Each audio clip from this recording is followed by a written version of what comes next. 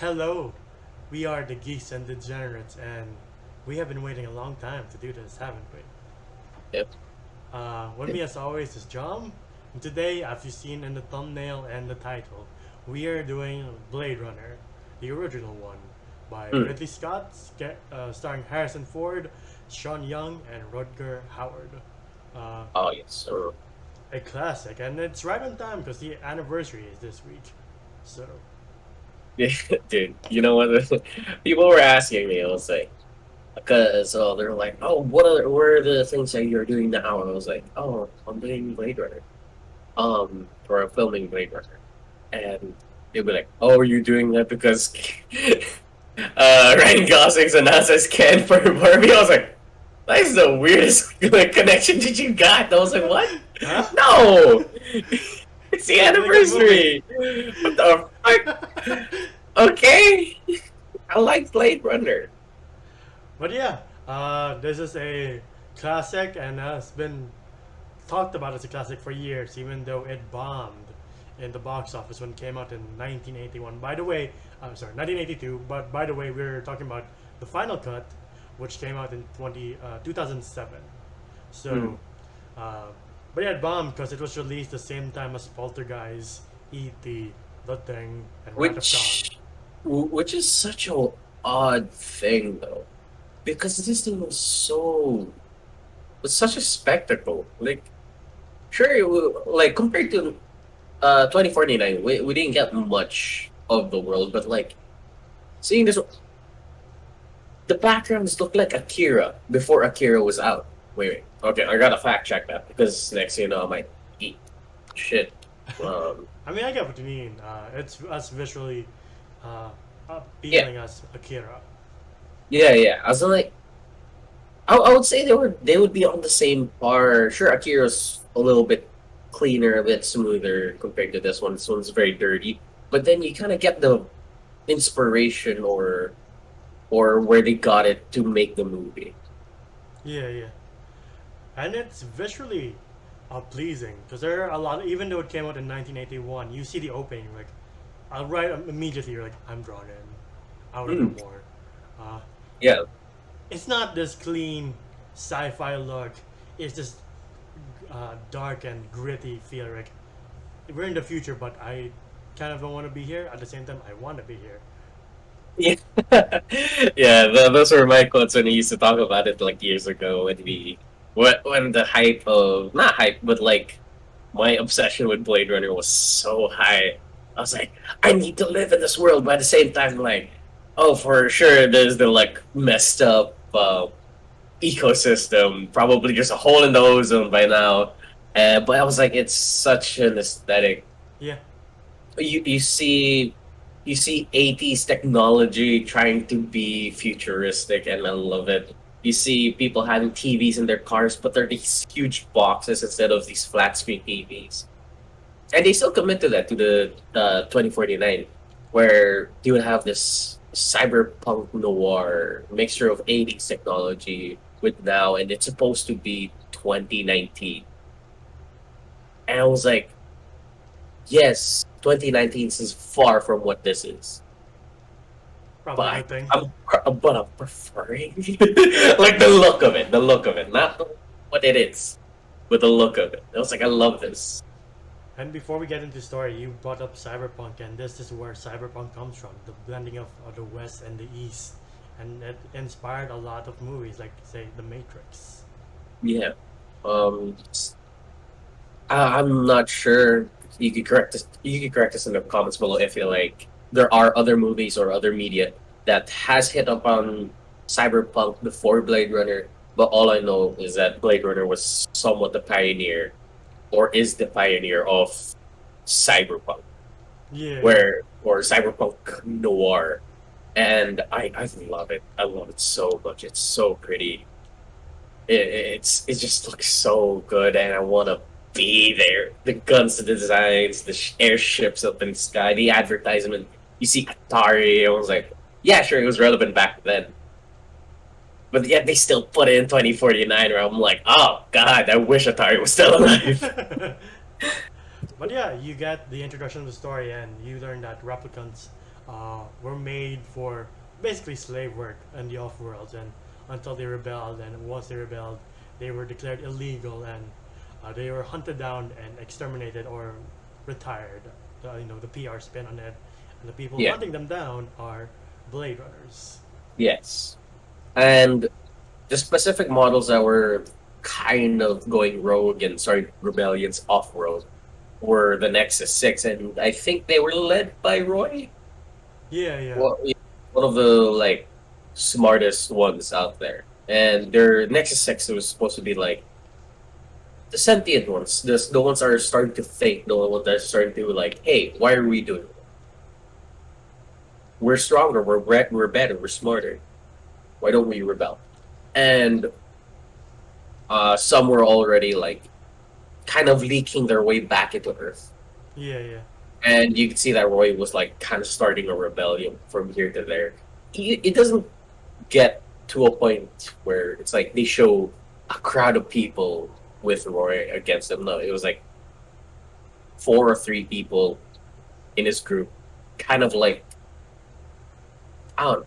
Yeah, but that's how it usually starts. Like Yeah, a small fire then spreads around and influences others. But yeah. first off, They're just injecting their way into society in Earth. yeah. And then, we first meet Rick Decker, and he's this tough, grizzled. You can tell he's been doing this for a while, and perfect casting to get Harrison Ford for the role. Because, hey, we need someone tough and grizzled. Harrison Ford, okay. Tough and grizzled. I would just say grizzled and old. Now. Yeah. With an extra hinge of cranky, too. But, yeah. Mm. It's assigned to hunt down the replicants. And I'm always torn between, like, do I like Deckard because he's hunting down what is essentially slaves? Or whatnot? Right? Oh god. Oh god. You got a point because I like this character. I really do. I like because it's not like kind of like a hate crime writer. Like, fuck skin jobs. Yeah. Or I'm guessing Stupid this is android. somewhat or this is somewhat the racial slur for androids. Yeah.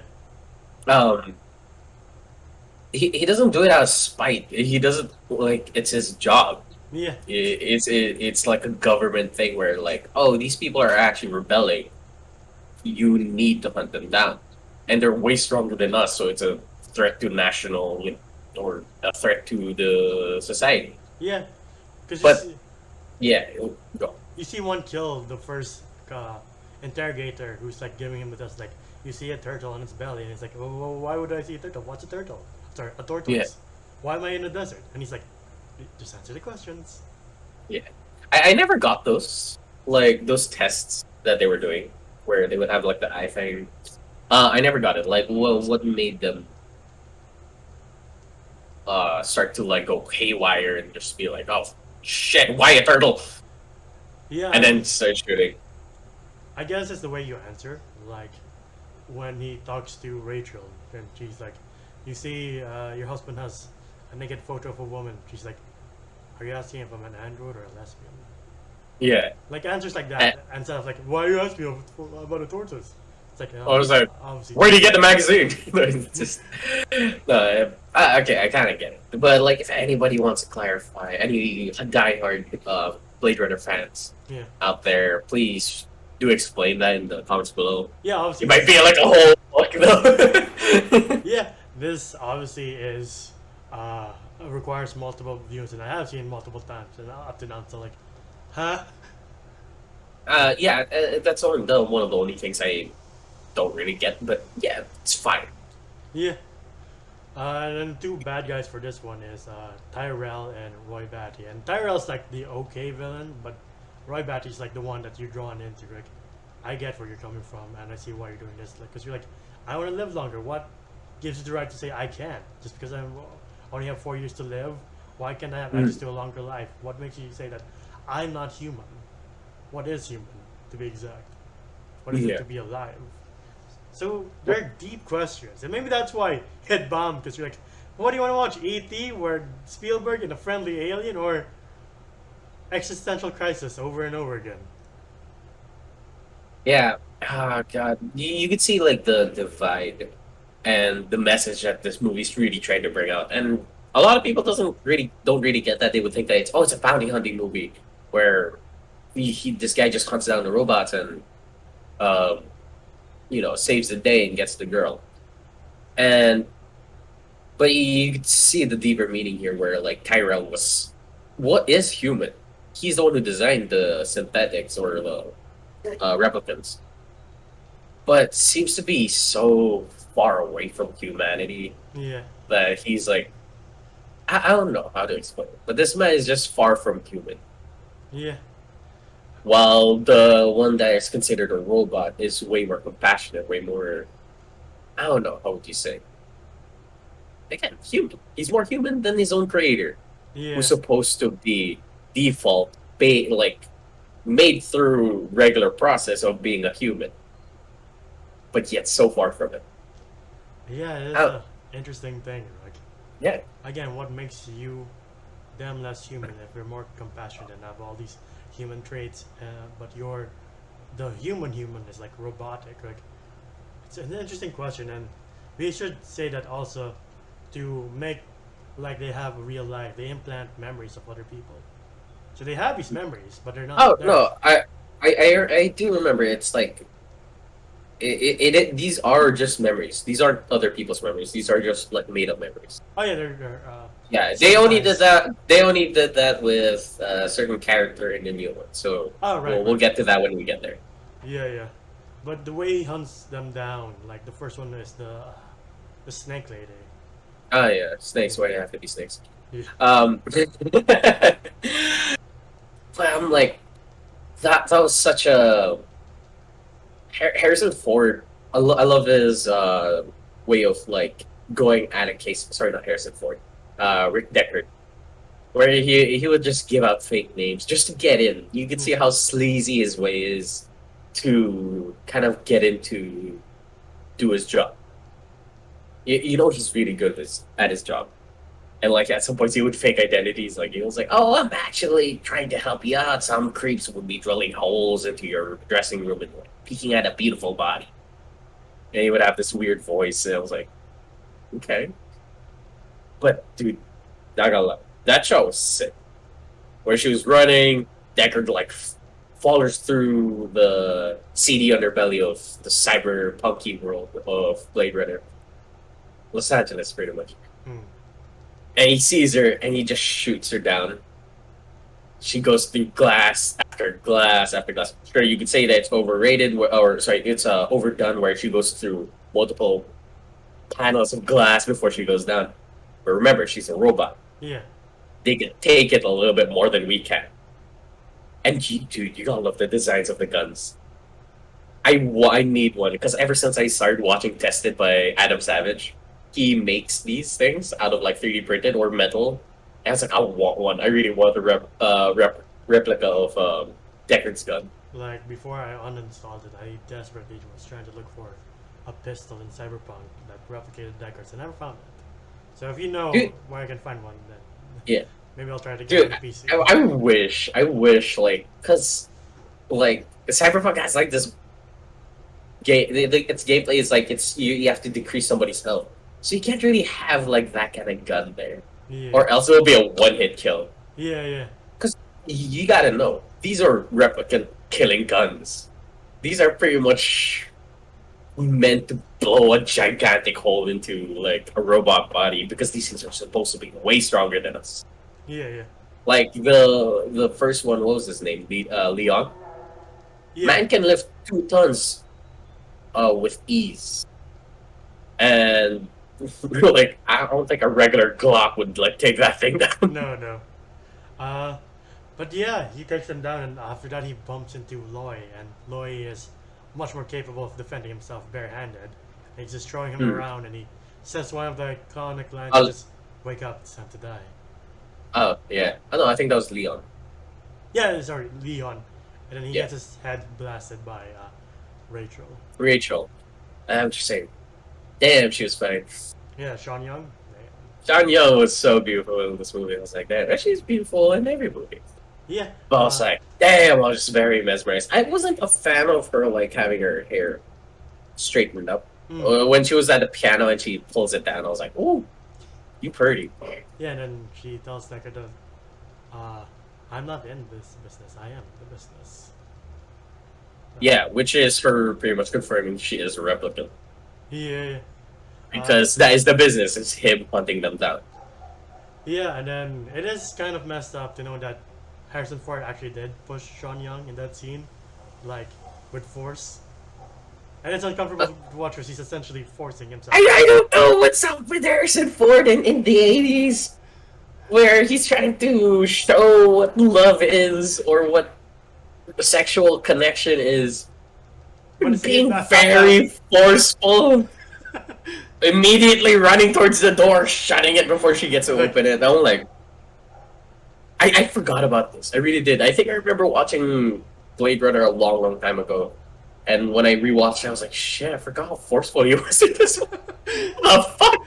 like, oh man, are you Rick Deckard or Red Flag Deckard? Because Jesus Christ. Yeah. A horrible name, but alright. Yeah, I mean, I don't know what else to give him, but yeah, it is uncomfortable to see him essentially force himself, Rick. Stop it. Don't stop it. Yeah. Uh, before we go on, do you think he is an android? Yes. Yeah, because he has this dream of a unicorn. And then later on, they're like, hey, you have a dream of a unicorn. Like, how do you know that? Unless he's an android and it's in his program that he had a dream of a unicorn.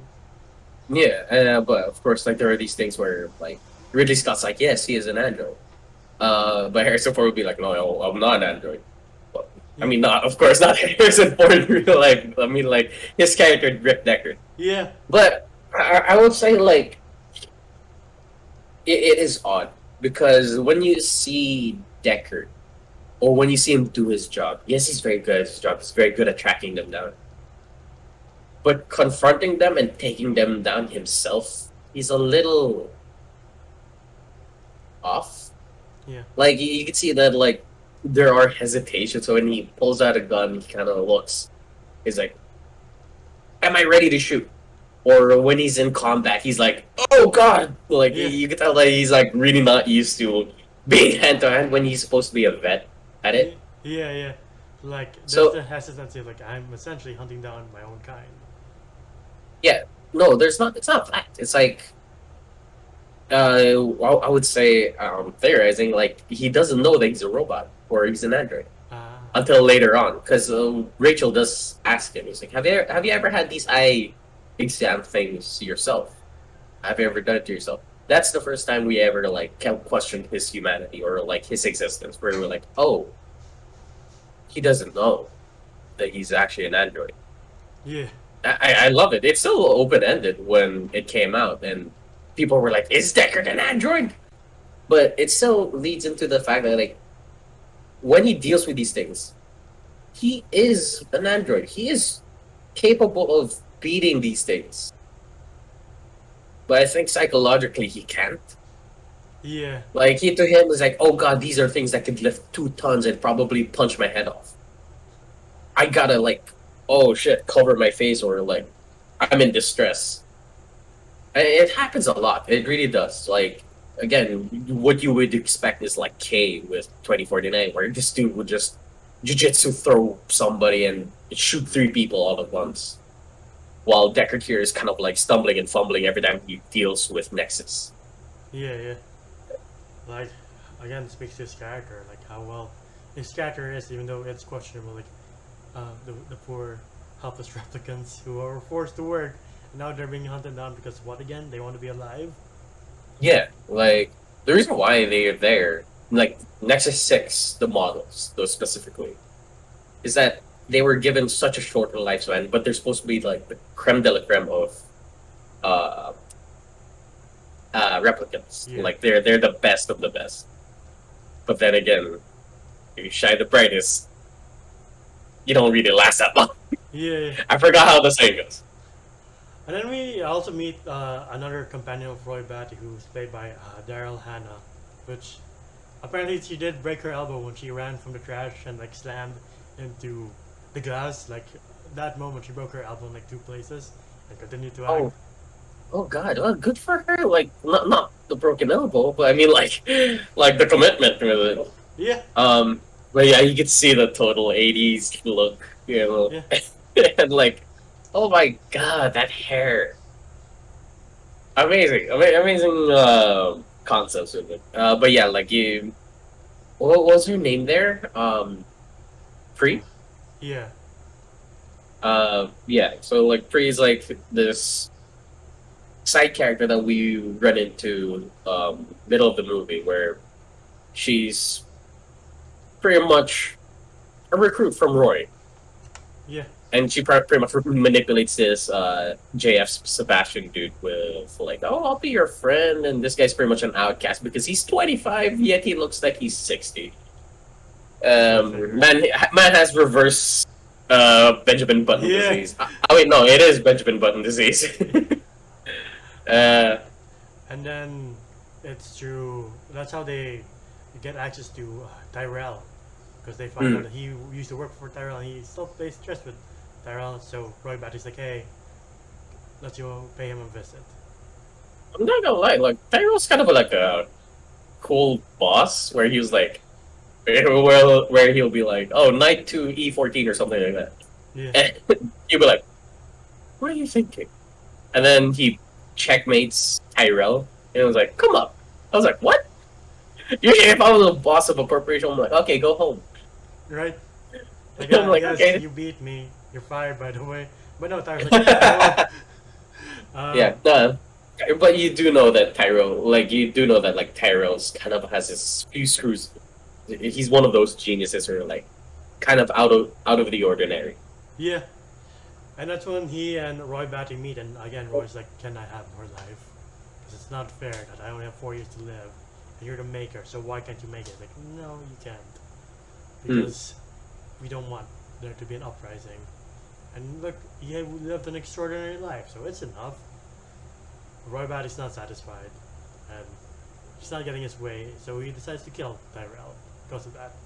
And Yeah. just Game of Thrones him. I I think I don't get Roy like makes out with these people a lot. Like he's the only one who's pretty much like gained the most tongue action. And so like he kisses Tyrell and then squeezes his head. And I was like, odd way of showing compassion, but all right. You know Right. what? You're a robot. Fine, I'll give it that. Yeah, and it is a gruesome death, like for even for the 80s. God damn. Oh yeah, I don't know if that was like filmed for the 2007 one or I know that's always this. there. Okay. It's just like, oh my god. Yeah, because it's so graphic. Because you see him like digging his thumbs into Tyrell. I was like, Yeah. oh shit! Oh, there goes that character. Tyrell was a very intriguing character. I'll give it that. I like it. Yeah, yeah. And since he's dead and the head of Tyrell Corporation's dead, they're like, we have a massive manhunt for the last remaining Nexus, rebelling Nexus androids. So Deckard hunts first Daryl Hannah, and she does these flips, but he shoots her mid flip, and she starts like shaking, like, oh my god, what's Dude, happening? I love it when like they always show um like oh more physically experienced character comes up to the guy with a gun and they would like do flips and you just gotta love it when they're like oh I got beaten up by that character and then they like the person would flip towards them and they would just do this. They would do this with their gun and just get them in the stomach. I was like, I always find that funny. Like, what's with Ridley Scott and making androids freak out? Like, there's this and there's. Dude, that was Yeah. nightmare fuel. Yeah. That was nightmare fuel. Where she was just seizing on the floor and she's just like pretty much having a tantrum that she has a hole in her belly. I was like, what the fuck is that? And then again, we're going back to Rick Deckard like kind of hesitating and like missing his shots. It's Where like what the poor he girl shoots had for to- the first he shoots for the first shoots the second time after shooting her in the belly. He misses like where did that shot go? And then he gets the actual one out. I was like, Like, for the love of God, put her out of her misery. exactly. I was like, what the fuck's happening? Yeah, and then he confronts Roy Batty, and at one moment he grabs his hand through a hole and starts breaking his fingers for all of the androids he's put down. Oh yeah, you could tell where Resident Evil 7 kind of got its concept of like the first level. Like Roy would just have like bust his hand through like the wall. I was like, oh my god. And yeah, like I would say this is very Resident Evil 7. Yeah. Where Um, Rick is just hiding, like, I hope the not Nemesis doesn't come for me soon. Because my hand's yeah. broken. Um, like you could see like Roy like kind of mourns his girlfriend, Pre, and like again kind of weird makes out with a dead body. Robots. I don't know when the robots ever uprises and they see this video, I'm gonna be considered a racist. I never said anything, so I think I'm good. Like the computer I'm filming on right now, it's like this son of a bitch. Just you wait. I forgot you mid speech. But like, yeah, he mourns her and then he starts to howl. I was like, okay. But then he strips and starts hunting him down in his like underwear. I was like, what the? Like, what the hell's happening? Yeah. Okay. And then Rick makes it to the rooftop. Cressy jumped to the other roof, but he slips and he's barely holding on. And But no, you gotta love this whole chase sequence. Like, uh, it was a little bit edge on the seat, especially for people in the 80s. Like, you would think that because Rick has his gun, he'd be like, okay, wherever he's coming from, bam. No, he's panicking. He's trying to climb up bookshelves, trying to go through a hole in this broken ass hotel, and or a broken ass apartment. yeah. And like, you see Roy just toying with him, and you see Roy. You know that Roy would have won this fight Yeah. if he wasn't deteriorating. Like his arms already like clenching up, a little bit of android arthritis, and he's like he's Jesus Christing himself like with a nail, just to feel something because he's pretty much losing a part of his body right then and there. And you could tell that they didn't have time. That's how desperate they were. That's why they went to Tyrell. And you guys see you kind of see like they show the stakes right after their attempt of fixing the solution, fixing the problem. And I like that direction. Yeah. But yeah, you see like Roy like chasing down, as he said, like Harrison Ford kind of stumbling his way through this hotel or this apartment complex, jumping from building, not as graceful as Tom Cruise. He's like holding on, and then you see Roy in his like underwear, just like showing his advanced capabilities, Like, and like yes, just living in fear. That's what it's like to be a slave. Like, yeah. Okay. And that's a quote that goes on from this to 2049. And like he jumps over the roof, and this is the oddest ending. Like something you won't think of if this is your first time watching it. Is that Deckard's about to die. The man's slipping. The man has broken fingers. He can't get a grip on a rainy weather, and it's he's hanging from a roof or a ceiling. Yeah, roof. And as soon as he falls, Roy picks him up with a bad hand too, and pretty much drops him down. And that's when you see like people who are supposed to be human kind of treat you not as nicely, I would say, or I'm trying to get deep here. Yeah. But like you see the difference. Roy is willing to help Rick Deckard here, and was more compassionate, was more again human compared to his coworkers who were pretty much ripping him out of retirement just to hunt these people down. When they showed more compassion than his commission, and yeah, a lot of the times when people watch this for the first time, you don't see that. You just find it as an odd ending, but no, there's an actual message to be said that the good guys are the ones being hunted down. These are the main characters. They're supposed to be like, oh, these are the good ones. Who Rick Deckard is are the bad ones. And they just want a longer life, while these are just kind of, taking them out because they think that they're a threat. Yeah, and he gives this incredible dialogue of, "I've seen things you people wouldn't believe. I've seen, I can't say it quote for quote, but I've seen attack ships on fire on the side of Orion. I've seen sea beasts, and all these memories will, in time, will fade like tears in the rain." Yeah. And that was the quote of every, like, like every cyberpunky boy was like, oh god!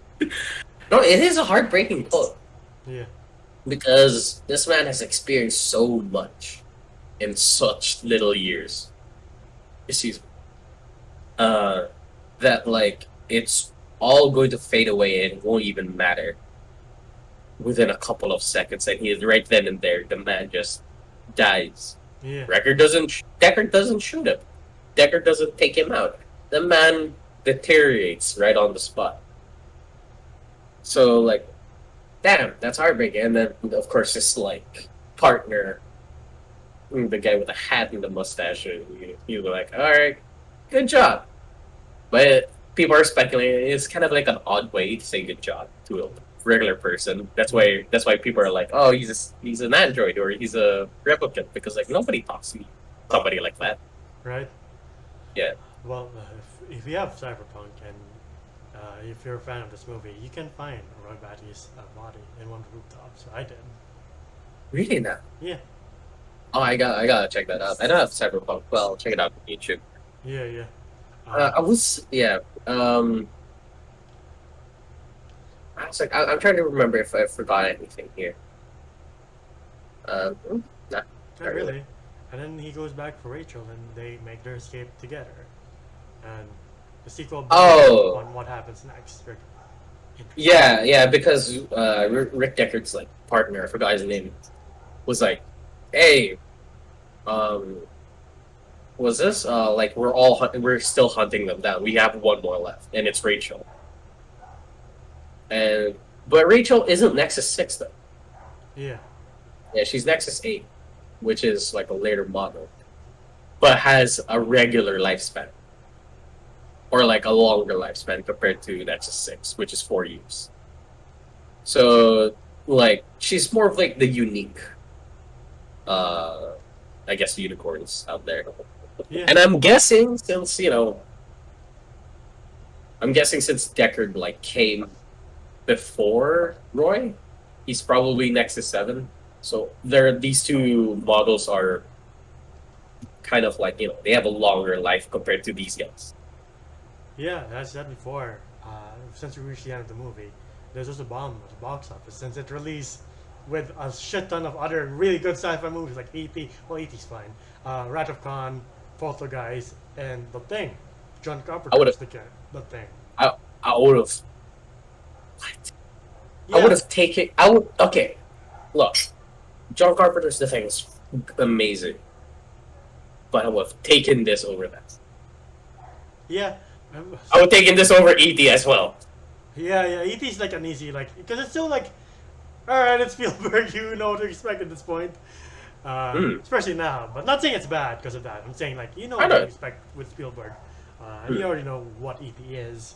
And The Thing and Poltergeist, you're like, those are two such unique, I guess, more appealing approaches to, like, sci-fi. This one's horror, and you're like, oh, the guy who did Halloween is making sci-fi. Interesting. And doing a remake of a 1920s thing.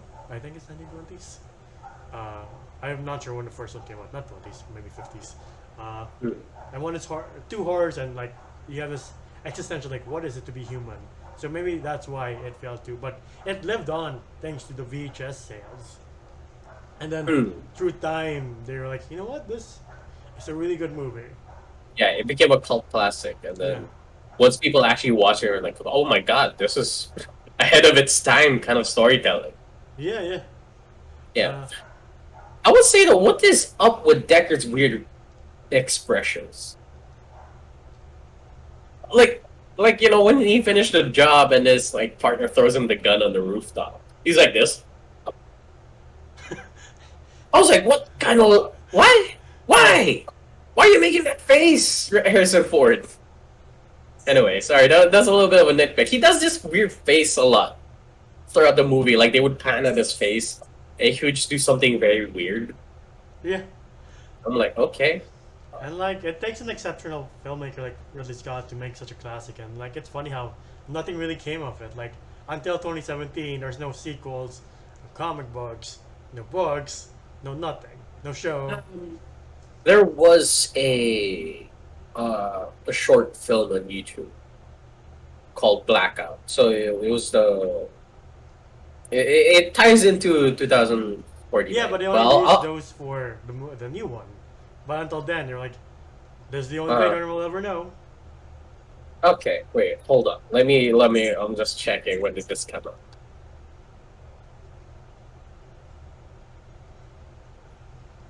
Around okay, yeah, around the same time as Yeah. 2049. Okay, okay. But with everything said, what would you rate this movie? Excuse me. Dude, this has a special place in my heart. Okay, but like, I don't know why I said but. Dude, this entire movie is so nice to look at.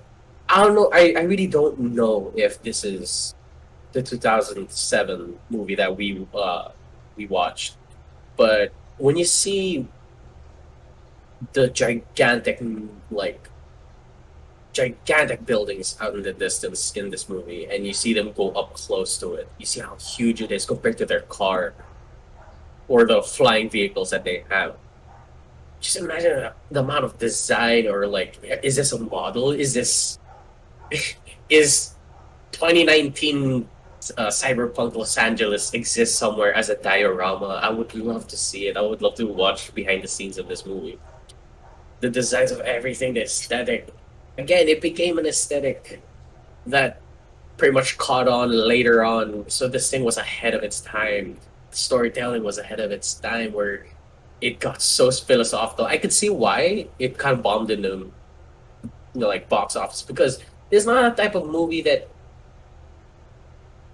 people like like it's a slow burn. Yeah, it doesn't It's have very that. philosophical. Like a lot of the times when you get out while watching this movie for the first time, you're kind of like, what? Also, doesn't have that. What you hear from this movie is that the pacing is ass, which is like it is. Man, I didn't care. Yeah, neither did I. But like, you hear things like that, and that's why it took me a while. I watched this movie like in 2016 finally, and then I'm like, I don't care about the runtime or how it's paced. It is excellently paced. Yeah, it's ass, but like, it's just so well constructed. You're like, I can't stop watching. Yeah, like it wasn't just that. It was the environment. The environment sucks you in. Again, me and Enzo have said this before, is that like, oh, we want to be in this world. Sure, it's horrible, but at the same time, you kind of just want to walk around it. Yeah, You wanna interact with this horrible future of Los Angeles, but it's so pretty. It's so nice to look.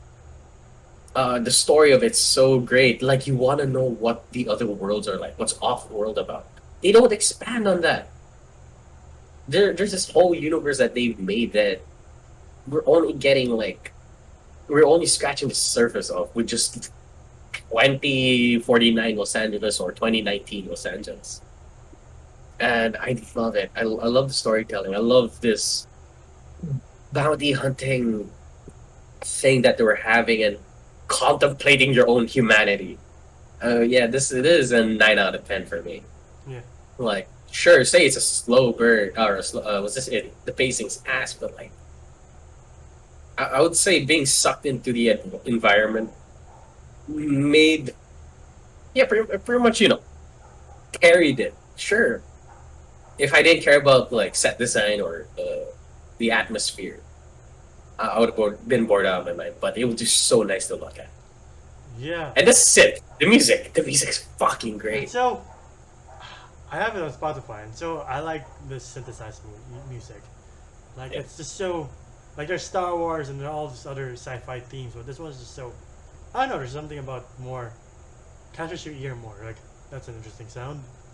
right? No, because every time they would like pan up to a building that is too big, is for its own good, has too much real estate. Every time they would pan up to that, and you could see how like this monolithic thing, they would increase the base, so you feel like whoa. And I'm like, oh fuck, there are there are things way bigger than us in this world. They're like, oh, I love it. I don't know, I just love that. Yeah, I'm on the same page. I'll give this a 9 out of 10. The only hindrance is like I don't watch this every time. Like there's certain settings that are perfect for this movie, like at night when it's raining and cold. Like that's the perfect time for me. Um, Yeah, oh, it's in the middle of the day and it's extremely hot, especially here in the film. It's like, fuck, just get to the point. I know what's right, happening. right. But And yeah, this movie's not for everybody. yeah.